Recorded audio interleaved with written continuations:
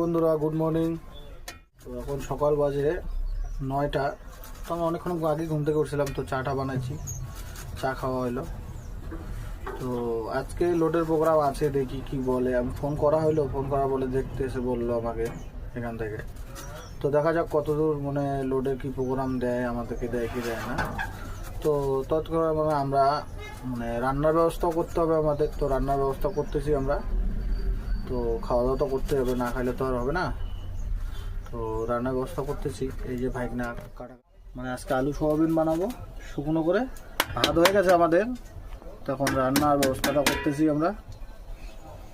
তো আলু সোয়াবিনের মতো বানাবো না, কেন বাইসের যদি লোডে হয়ে যায় তাহলে এক টাইমের ভাত বানাইছি, কেন লোডে গেলে আবার কোম্পানির থেকে আমাদের ক্যান্টিনে খাওয়া দাওয়া থাকে, তো হলো না।